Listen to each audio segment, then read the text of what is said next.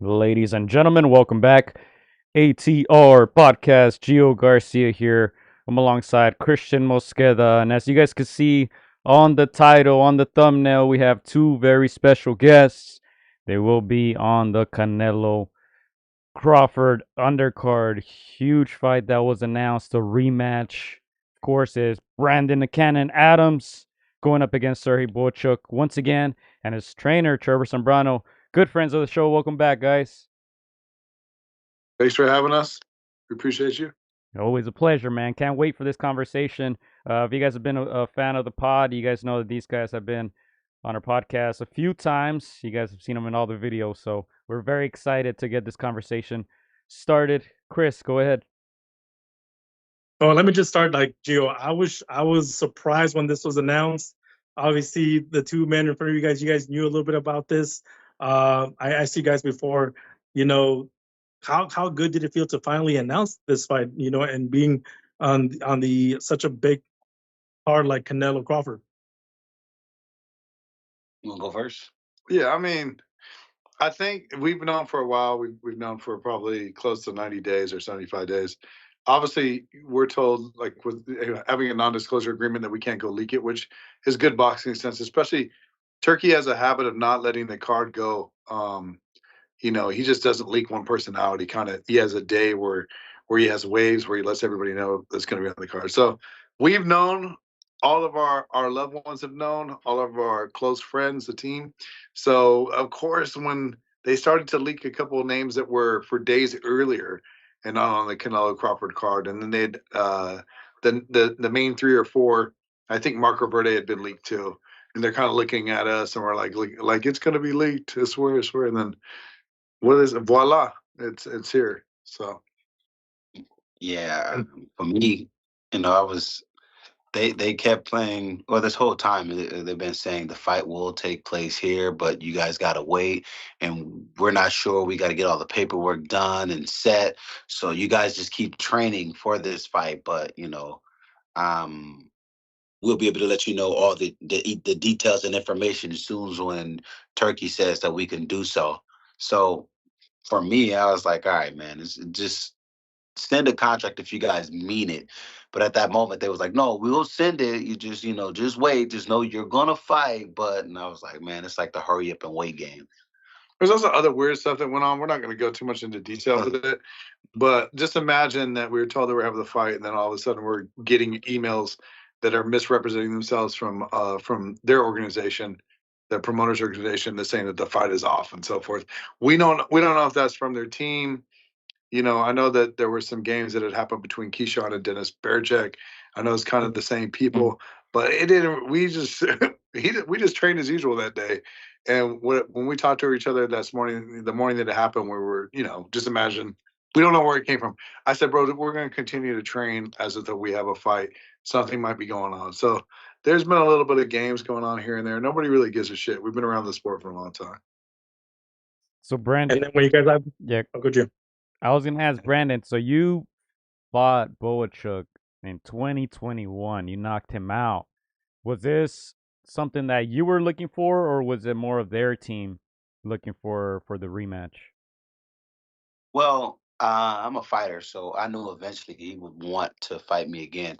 Or maybe he didn't want to fight me again, but his team wants him to redeem himself. I feel like this right now, he's on his redemption. They want him to right his wrongs, right? So they want him to fight me, and then he's supposed to best me, and then that should give him an opportunity to fight for his title back. When Virgil, because him and Virgil fought, and Virgil took his title, which is crazy that he came in on the B side of a fight where he was the champion, which is crazy. But boxing is boxing, and crazier things happen. um, so going into this fight, my mindset is knowing that Boachuk knows a little bit of what he's getting himself into, besides the slippery slope of the fight that we had last time. And this time around, when he and I get in the ring, I'm sure he knows that he will have a more complete Brandon Adams in front of him, just like I'm expecting a more complete version of Boachuk. Well, there's other things too. I think, just to talk about too, is like watching Sergey Boyachuk's career the last couple of years. Of course, I'm going to tune in. I think Sergey is a great fighter. I think he's got a great team and all that stuff. But there was a part of me that would look at Brandon's trajectory with his career and looking at Sergei's trajectory of his career, and he seemed kind of kept like a silver spoon. He kept on giving him 360, fights and Chumash or Commerce, and meticulously, carefully choosing his opponents. And then I have a guy over here that either people don't want to fight or he's being blocked by his own promoter at that time. So there was a little bit of a dichotomy, like a little bit of a juxtaposition going on. And Brandon will probably won't say it, but I'll say it, that he's always, when he's seen people from his team or Sergey said, oh, rematch. And in some ways, he manifested it himself. I don't know if it's coming from them. I've never seen them come around and say that they wanted a rematch. The man next to me, in fact, I've heard him say to Tom Loffer, his training staff, the fighter himself, Sergey, that he wanted a rematch. And I don't think like Brandon said, he's a fighter. But when you look at a guy's career that I don't know if he knows how great he had it. I think he had a perfect career. It's like a silver spoon kid. 18-0, 18 knockouts, and then me. Yeah. And as far as he felt, and him and his team, they're like, yo, man, you were smacking Brandon for 8 rounds. I've heard that came out of their mouth. He was dominating Brandon for 8 rounds, and then he got overzealous, and Brandon, hit him with a shot, and he didn't recover. And I was like, damn, we wasn't in the same fight, or at least we didn't watch the same fight. And at that point, the fighter in me, like I said, man, every wrong that I have been in my whole career, I've always rather have chosen to right in it by trying to get back in the ring and refight those guys, or if not fight those guys, fight guys that are at the caliber or not, or if not better. And I knew eventually him and his team was going to come after me and look for a fight, because they're a promotion, they're fighters, and they were thinking, especially after the last fight that I had, after all of that controversial decision, they were like, oh, look, well, this is a great time to fight Adams. And I was like, this is a great time to fight Adams. Yeah, I actually think it was Turkey and the promoter, to be honest with you. The magnitude of the event, they're looking at the landscape of the people at 154 and being like, hey, if we're going to give this guy another opportunity, which they give Sergey's probably a millionaire because of the virtual opportunity that he had, that, oh, why don't we go back and get this rematch with the guy that actually knocked him out? I don't think it's anyone specifically from his team, because like I said, when Brandon did say those things, I never heard, yeah, let's do it, baby. Let's do it. Let's make it happen. So it's hard. When his team, I want to say specifically the promotional side of things, that looked at the opponents available, that said, what makes a lot of sense is if this guy is a guy that we think he is, Serhii Bohachuk, why don't we put him back in there with, the guy that put him out cold, that ruined his night. So that's just, Just to that, honestly, man, they kind of made me seem like I was a bully. I would walk up and I would go dolo. I would go solo. I would go by myself, and we'll all be going to a fight together. But then I'll take a side mission, and I'll go over there and be like, "Yo, Tom, what's going on, man? How my man Boychuk doing?" And he'd look at me and smile, like, huh, you gonna get yours. I got a bunch of boys at your weight. And I just used to genuinely ask, because look, I'm not a bad guy, everybody knows, and I don't think bad of Boychuk. I like that Boychuk is a warrior. And I was like, yeah, man, well, I know Boychuk's doing great. So if you guys ever wanted to get that fight going, one of the nights actually, it was a night that they were fighting at the Commerce Casino. I walked over there and I was like, yo, Tom, you looking good in all white. And he looked at me like, oh. So then I was like, I just want to come and say hi and tell you, man, you guys are this is phenomenal, 360. This is beautiful. This would be a great event. And then I walked away. Sure enough, Boychuk's wife looked at me she glanced at me like, damn, he looks familiar. But I think she kind of she put 2 and 2 together, because then when I saw Boychuk, I said, Boychuk, what's up, man?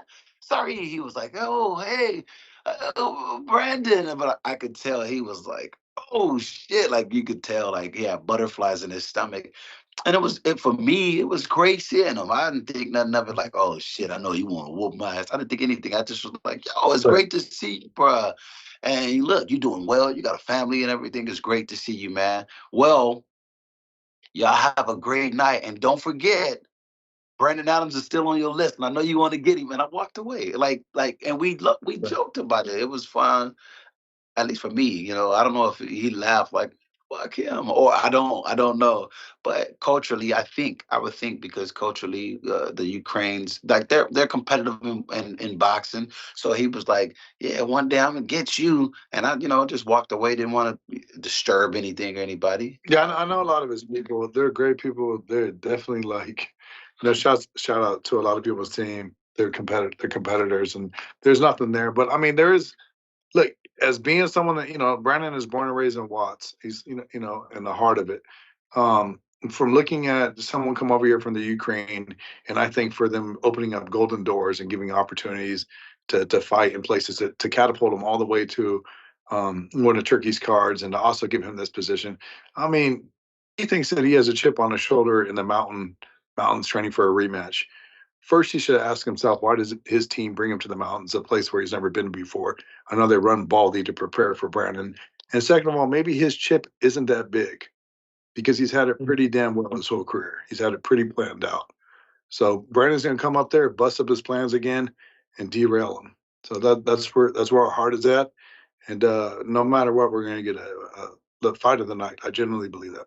Oh yeah, I plan. Um, Like I said, I plan on seeing the best version of Serhii Bohachuk. The tireless, the volume.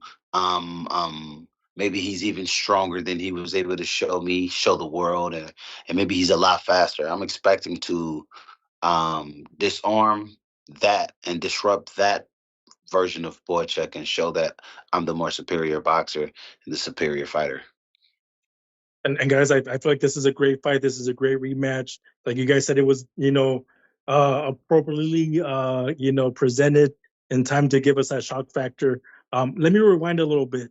The first fight, a lot of the boxing experts or pundits had Bohachuk as a favorite, and fighters and teams will say that they always say that they don't underestimate any fighter. Do you feel like his team and himself underestimate you in that first fight? Yes, of course. They kept saying that no, we know who Brandon Adams is. We know who he is. Um, but you don't quite know who the person is, honestly. When you don't have enough information on them, how could you know? How could you swear by knowing of someone that you have not, you don't have that much information upon them? Uh, and that was a situation with me.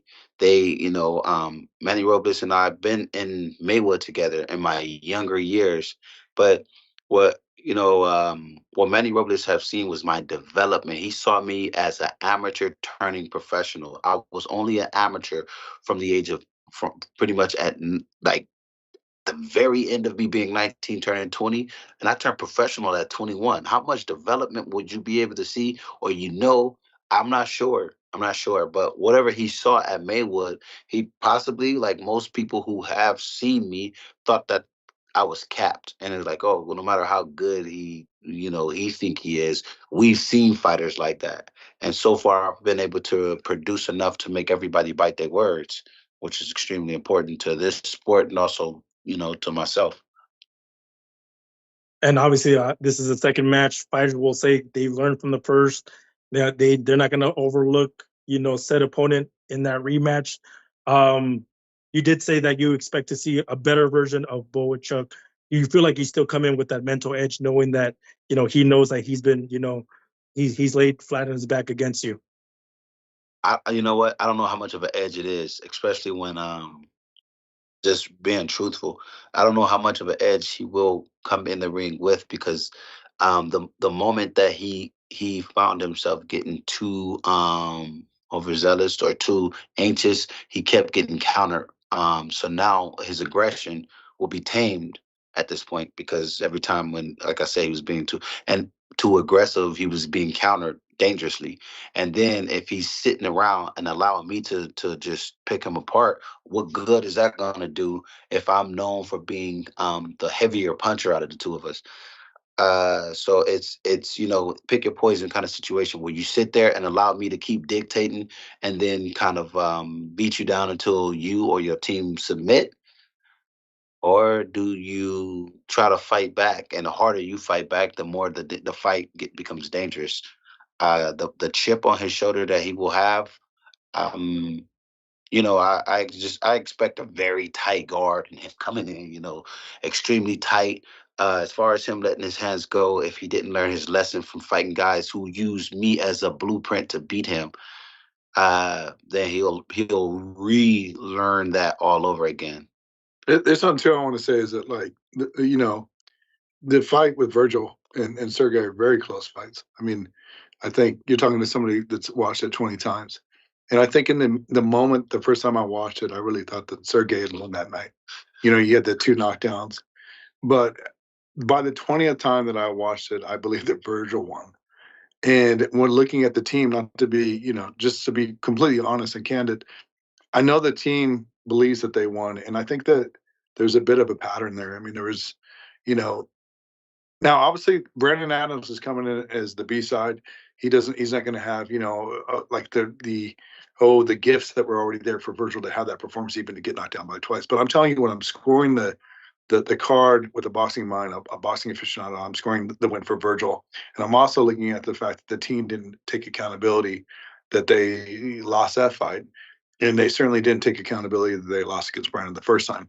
One of the things that one of the words that we heard, and I hope it's not true, is that it was a fluke. And things like that, I guess Virgil was a fluke too. So if anything, when I hear those kind of words, when things go on with the teams, you got to take accountability for it. You got to take responsibility. You got to look at yourself. And sometimes, as a trainer or the fighter or whoever the team is that's very close to the fighter, you have to be honest and say, hey, we lost that night. He certainly lost against Brandon. That's not up for discussion. It's not a fluke when somebody is concussed like that. And like I said with the Virgil fight, you know, there seems to be a bit of a pattern of unaccountability. So. And let me ask you, what does it feel like to have? And I've told Trevor this, on many occasions, to have a brain in that corner like Trevor. Again, I feel like he dissects the game, like very few trainers do. What is that going to do for your performance come fight night? Usually, when you have somebody in the corner that does the kind of homework that Trevor does, they're Yeah. supposed to make your job easier. But not in my case, because he don't cut his brain off. And because he's, in a sense, he's just a lot more outspoken about it. But we're kind of like in the same situation where I'm seeing all of these things and I'm reading and I'm picking up all of these things and he's on the outside. So I mean, we do make it work, but the whole time, like the all the information that he's processing and all the information I'm downloading as well, we only have, it seems like sometimes it's only 30 seconds in the corner. No, sometimes we barely talk, but we both know what we're talking about. Yeah. Because I think that ultimately Brandon knows what I want, and I know what Brandon can do. So, and then it's going to be secondary as an extra pair of eyes. Someone like Sergey, he's an interesting fighter because he has a lot of awkward, habits. He tells his ways very unconventional. It's almost like he's made a very awkward, ugly style work for him. There's nothing fundamental about it. I saw him, recently on a tennis court shuffling his feet. It's like and I know that he's made it work for him and stuff like that. I'm not knocking his style, but I think that when I look at Sergey and what he's been able to get done, he's got it. With that style that he has, he's really is all fighter. And which is to say, he's all nuts and guts. Yeah. He's not much brain and brawn. And I think what got him in trouble with with Brandon that night was the brain. It's the same thing with Virgil. So just looking at that fight, there's a lot of opportunities. There's a lot of ego. The ego is not your amigo. And I genuinely believe that Brandon's a better fighter and is actually going to show the technical side of him that night of being the superior fighter and not being, the same person that he saw that night in Puerto Rico. The canvas was slippery. They're spraying the canvas with the COVID solution because it was during COVID. They sprayed it between every minute. It was the last fight of the night.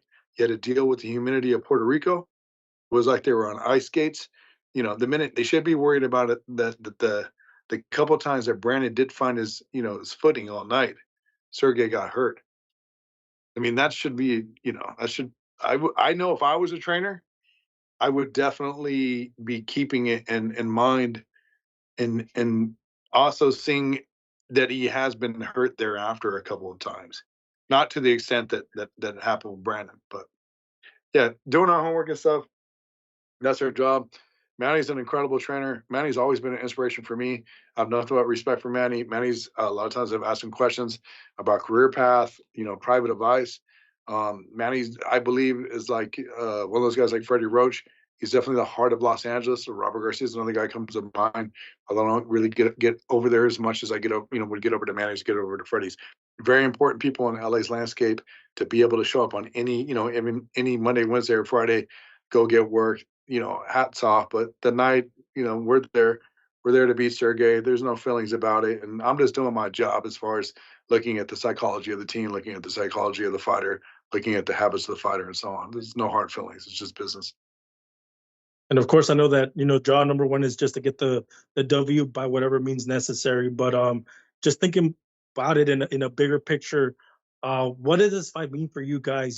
Just the visibility of it, again, being under the Canelo name and having so many eyes, and I know a win, possibly changing you guys' lives for the better.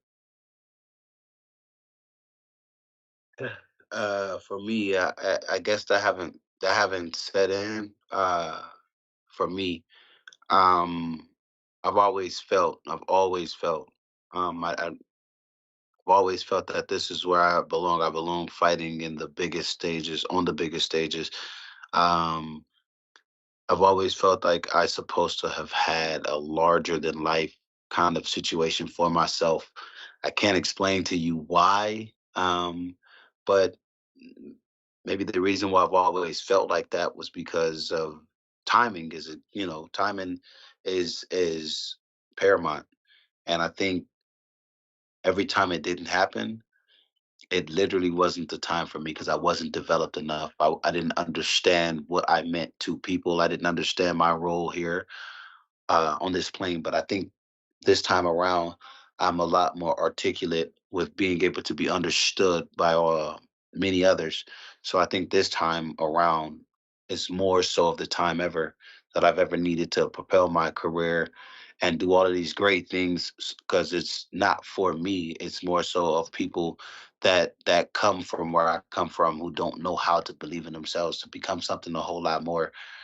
They say, from what I know, Serhii Bohachuk comes from the Ukraine, poor Poverty, yeah. poverty in Ukraine, and I think that's amazing that his craft was able to get him to become one of the world's top fighters, and Get out here. to get out here and to produce.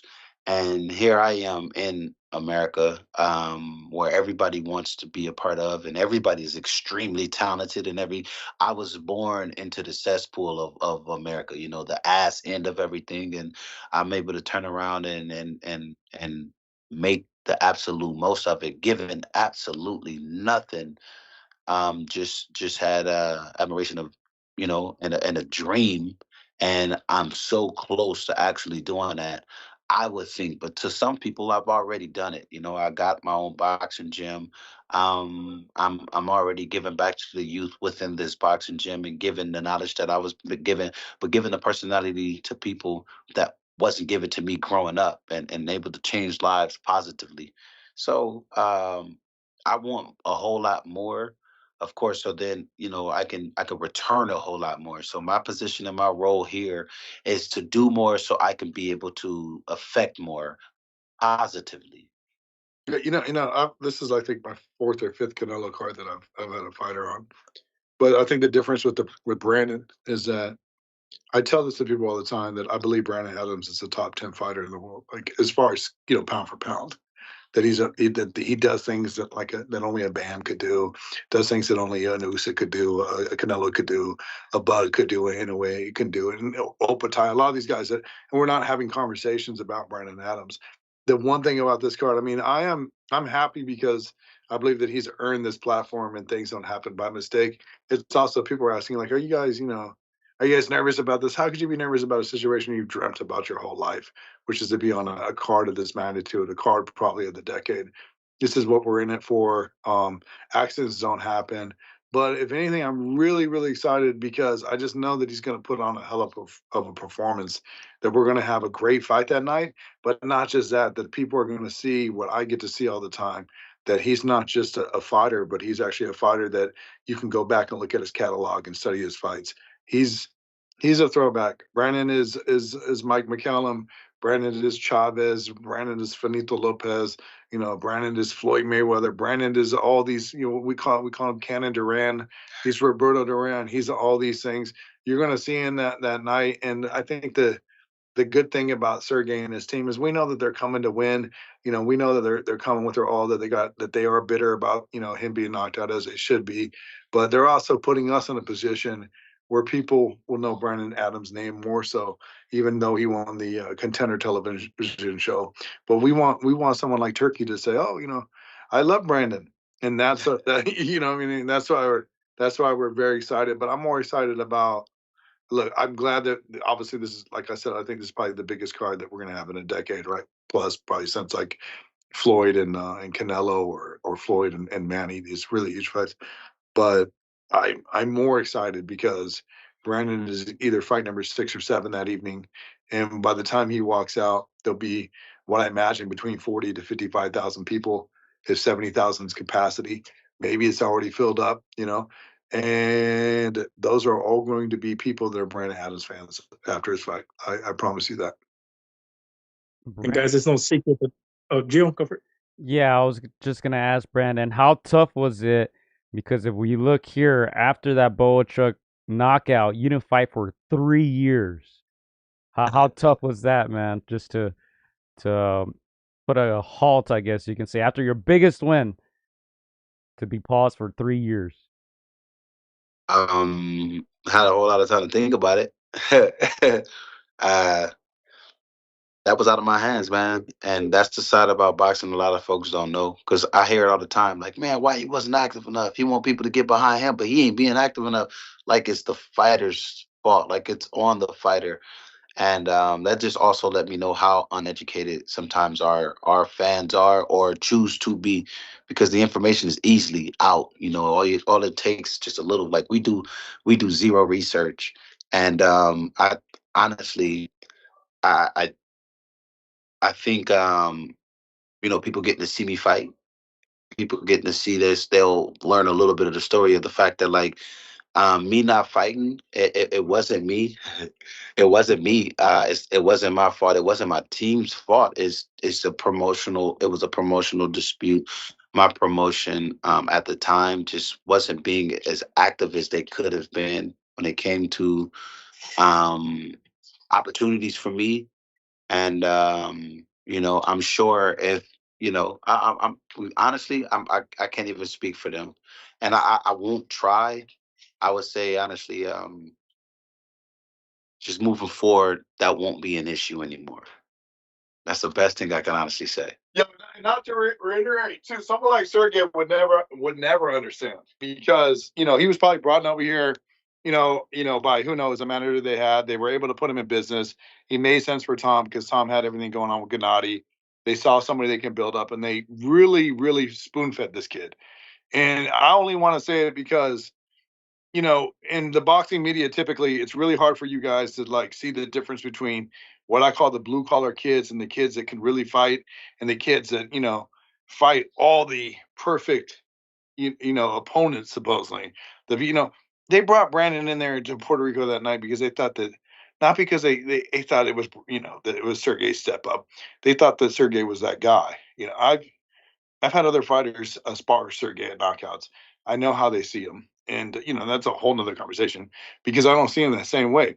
And that's just from a personal experience of guys that I've had spar Sergey before. But they had thought that it was just something like that. There's a lot of these careers out there where these kids are giving the right guy, the right guy, the right guy. Everybody goes, oh, he's a guy, he's a guy, he's a guy, he's a guy, he's a guy.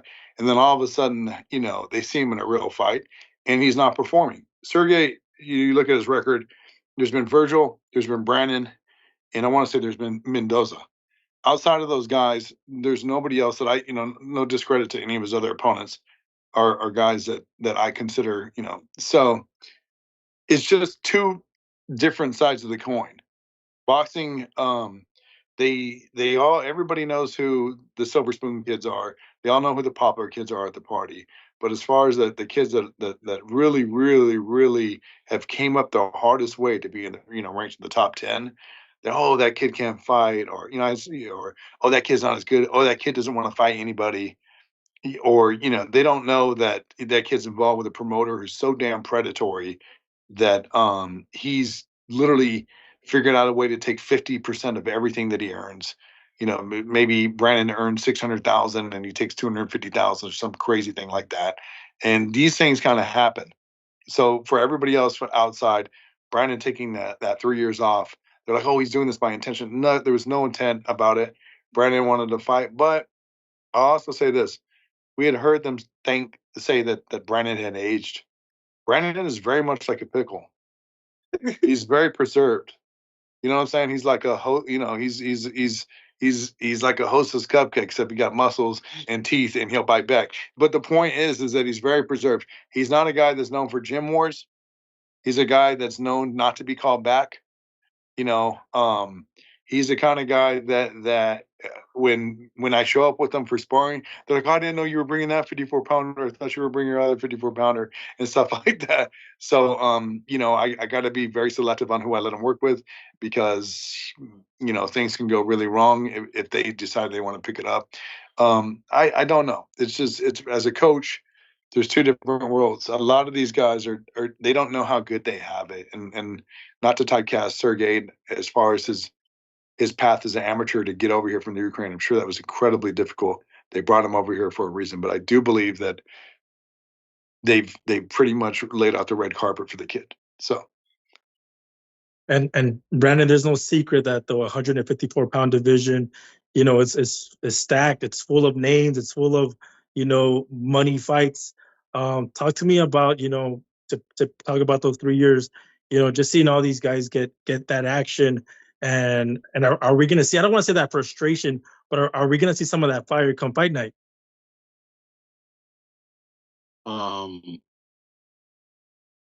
I want to say yes and no, honestly. If you want me to be honest, yeah, you're gonna always see fire in me every time I fight, but that, I mean, I'm not ignorant, and that's my problem.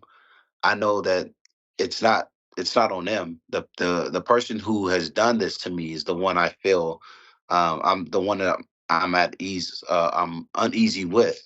But as far as boxing goes, nah, man, it takes a brilliant mind. It doesn't take for me to go, I'm taking my anger out. That's idiotic. Yeah. That's psychotic. I'm more so of trying to be a cerebral assassin when it comes to me fighting, because I want to, like I said, disengage the person in front of me. I want them to disarm them. I want them to, not want to be in the ring with me because of my knowledge, my IQ, and what I'm capable of doing towards them. And that had nothing to do with anger.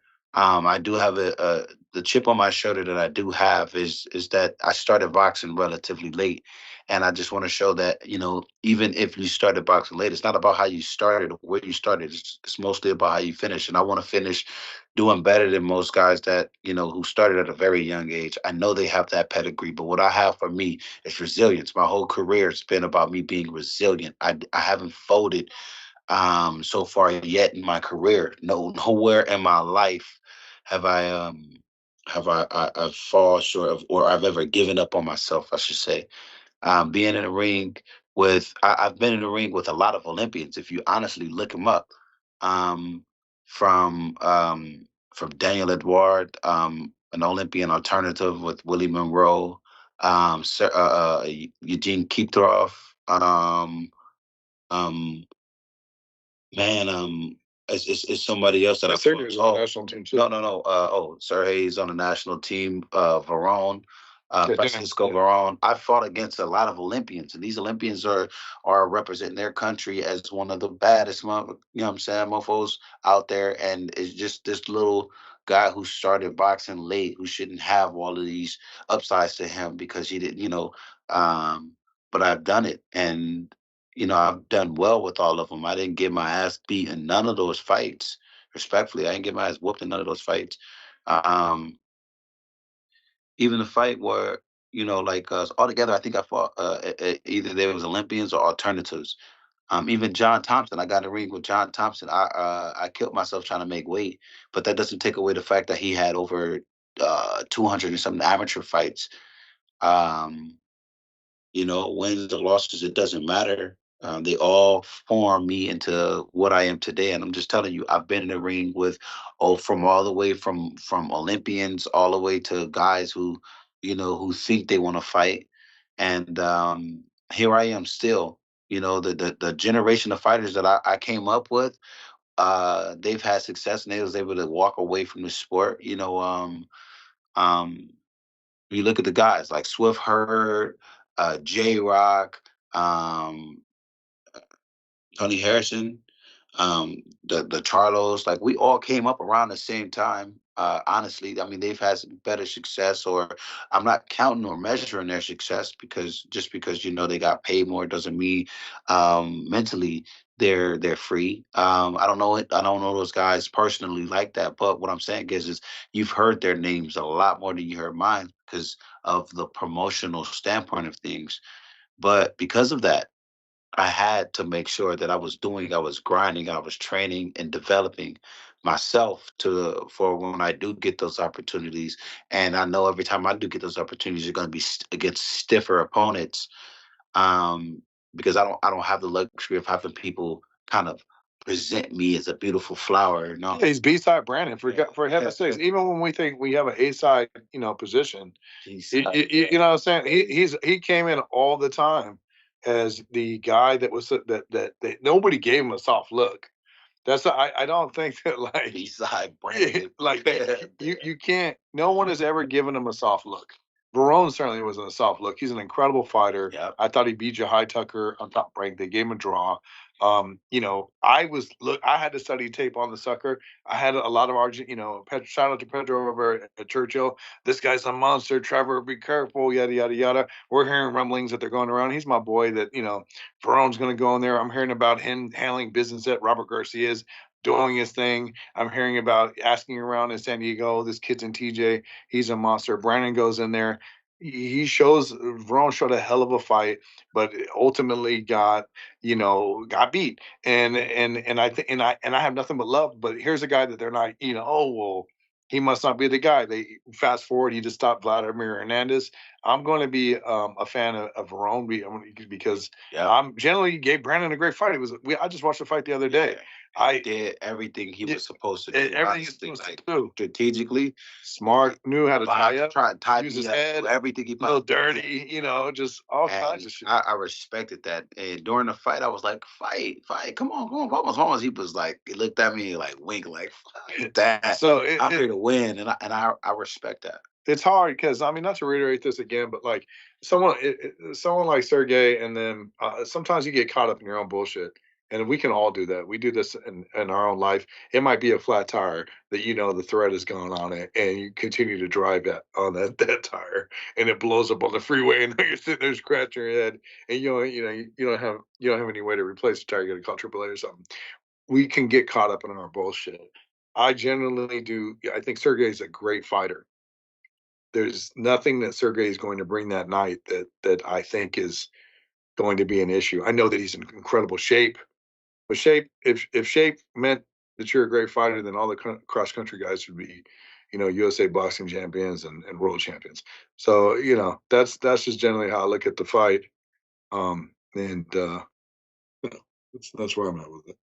Chris, before we get our last few questions off, I do want to go to the comment section. There's a lot of people checking in here. Shout out to you guys. Let's see. OD Loke TV says 2026, the Canyon will be champion. Let's see what else we got here. Blessings to your dedication, says King Adams. Yo, Brent. I'm both of them. That's OD. That's my cousin, and then King Adams is my brother. Was that Terrell? Or was that another brother? No, that's my big brother. Blessings. Shout out to you guys. We got, let's see, who else we got here? Manky Crazy says, yo, Brandon Adams, I got you over Serhii. I thought you won the tournament, he says. Yeah, we all did.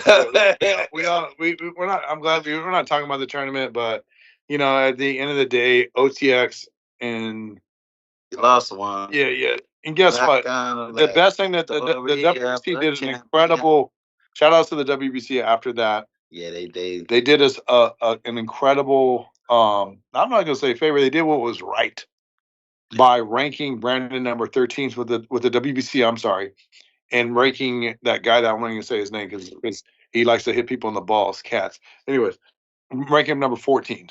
yeah. So over time, if you're wondering why you're not in this position, then perhaps you should have did the right thing and not did a fix that night or whatever the hell you want to call it. Shit happens. David McWaters has his head so far up their ass. I don't really care. I'm not gonna pull. It's me, so I'm not gonna pull any. David McWaters. I'm not gonna pull any punches. But certainly that was a guy that they got through that night. But Brandon won the overtime tournament. I don't.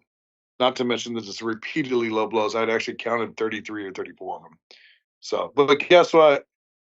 There's one thing you asked Brandon the other day if he had a chip on his shoulder, and he said, "No, I don't have a chip because of all the things that went down 3 years." But there has been a consistent theme because of the Cats fight and the ball shots, which is no more Mr. Nice Guy. And Man. instead of meeting, Brandon Adams is the stand-up guy that we all know for, like Alexis Arguello or Jannar Chicken right now, these guys are shaking hands and willing to give you the time. That night in the ring, he's gonna meet the kid from Watts. Yeah. So What's up? I'm saying I'm 100% But on some eye for an eye. I've already told my team. I've discussed it with them already. I told them if I get disqualified, then I apologize firsthand. But if anybody from now on for the rest of my career low blow me, I'm low blowing you back. If you headbutt me, I'm headbutting you back. Anything you do to me, I'm gonna do it right back to you. I don't care if the referee see it or not. And maybe that's gonna be your strategy. Well, I'm letting you know that it's gonna be my strategy too.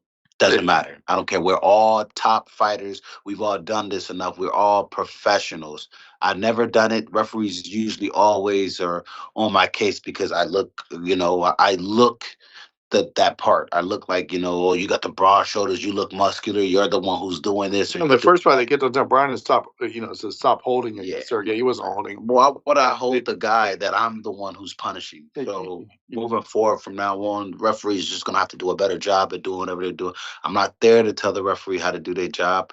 When I fought Cats, Thomas Taylor did a shitty job. terrible job. He did. He purposely stayed on one side of the goddamn ring the whole time to act like he didn't say it. That sucked. And when we called him out on it because he's a local SoCal guy, they all kind of act like, "Oh, who me? My bad. I dropped your food. Oops. Sorry about that. We'll do it right again." For him, he was, he said from when he was there, how the stadium was, he couldn't tell. But he gave the Atlanta, the Atlanta Commission the opportunity to get it right.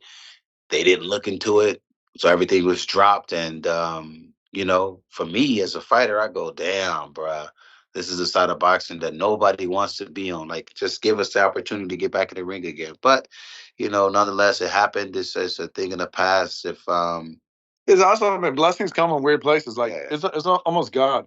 Brandon is such a nice guy.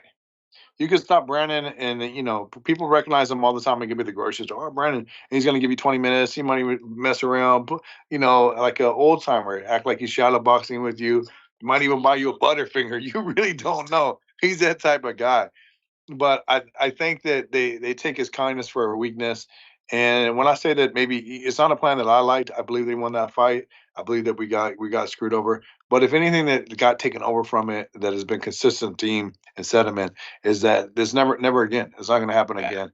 And for him to have that mean side of him, he already. I mean, he's it's there, he was beating the shit. Just a matter of me. But him meaner, him nastier, him with the chip on his shoulder, him with the drive to actually. Brandon a lot of times is just looking to fuck you up, but he's not looking to hurt you. He's coming, him. It's going to be different. This whole camp has been different. The whole energy's been different. It's not like coming from a bad place. If anything, I think it's actually coming from a good place because it's like, we all learn our lessons if you're open and receptive to them. So Just All like I right. said, man, what happened? Chris, we got final question. a few minutes, yeah, but let me read some of the comments before we get out of here. Let's see. Another win would be crazy, says Adam. A rematch with Bohachuk on the Canelo Crawford undercard. Adam says, let's get it. It's morphin time, says King Adams. And then what else we got here?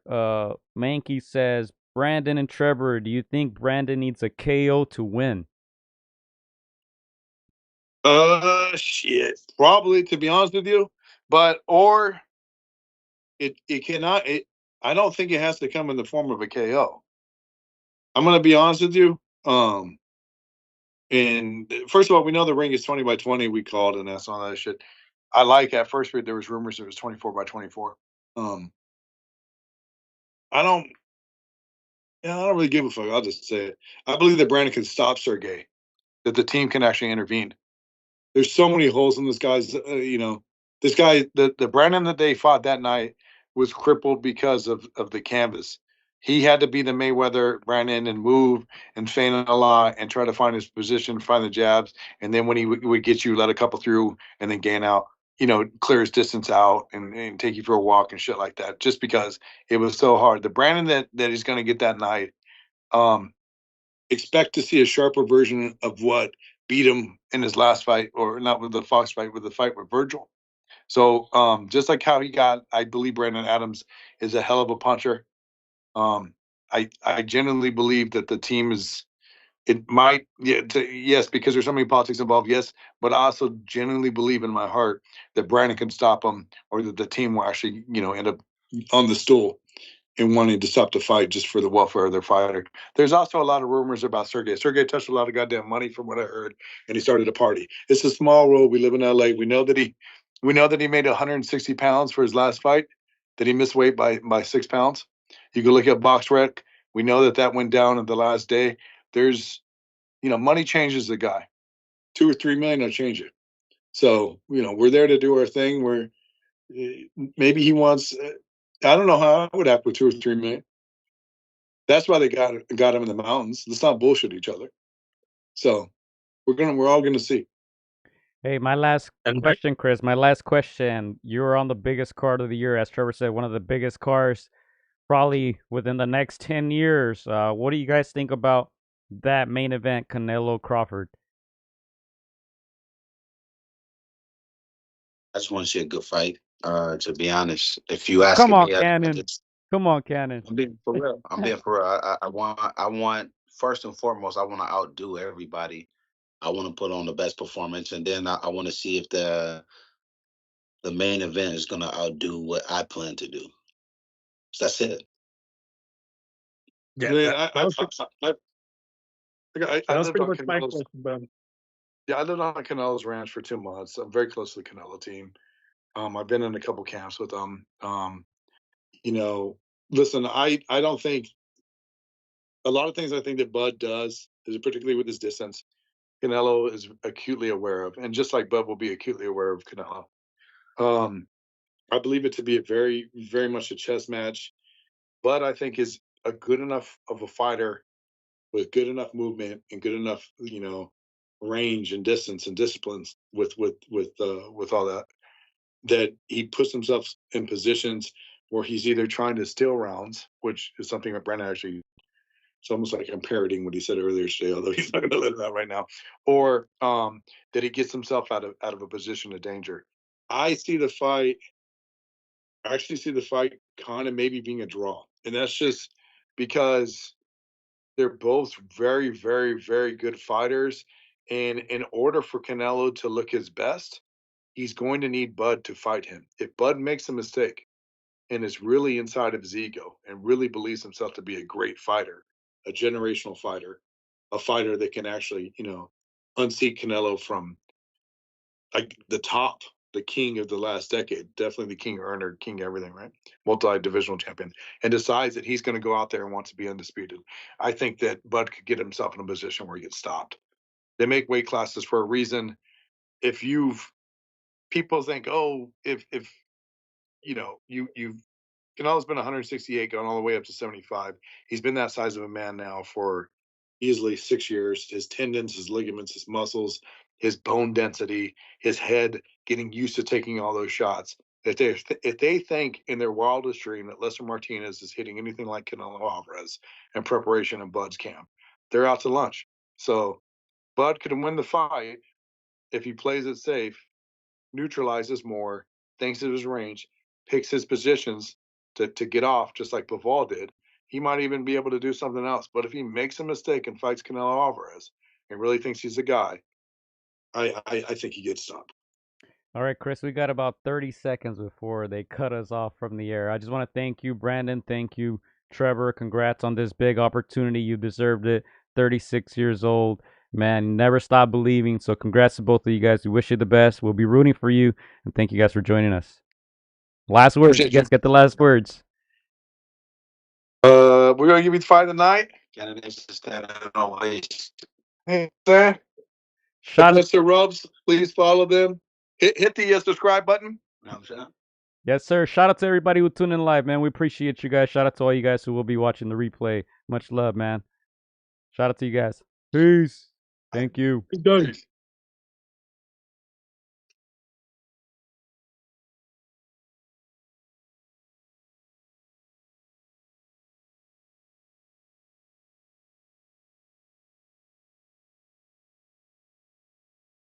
Hola amigos, soy Juan Francisco AtR. Quiero mandar un saludo para mis amigos de Contra las Cuerdas. Échenle muchas ganas, un abrazo, muchas bendiciones. Shout out to Against the Ropes. You know what mine is? Let's box, bitches. It's almost fight night. Shout out to Against the Ropes. Thank you for the support. Keep doing your thing. You're doing a great job. So thank you and best wishes. Huge shout out to Against the Ropes. Against the Ropes. Shout out to Against the Ropes. Thank you guys for the interview and hope to see you guys soon. Against the Ropes, always doing the right thing. Shout out to Against the Ropes, man. I appreciate you guys for having me, taking the time out y'all day. Against the Ropes, #1. Freddie Roach. Thank you very much.